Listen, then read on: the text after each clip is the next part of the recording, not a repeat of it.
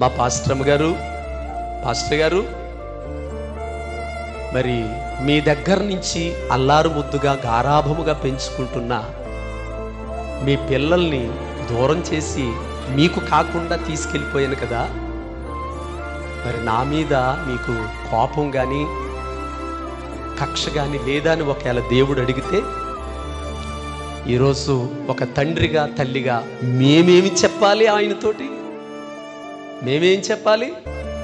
తండ్రి, ఏదో నా కొడుకుని డాక్టర్ని చేయాలనో, నా కొడుకుని ఐఏఎస్ ఆఫీసర్ని చేయాలనో, ఒకడిని సేవకుని చేయాలనో, ఒకడిని ఉద్యోగస్తుని చేయాలను ఇన్ని కోరికలు పెట్టుకున్న నా ఆశలన్నీ అడియాస్ చేసావు కదా అని ఒకవేళ నేనేమైనా ఆయన్ని పన్నెత్తి మాటని ఒకవేళ దూషిస్తానేమో అని ఒకవేళ ప్రశ్నించి ఆయన నన్ను నా భార్యను అడిగితే మేమేం చెప్తామో తెలుసా?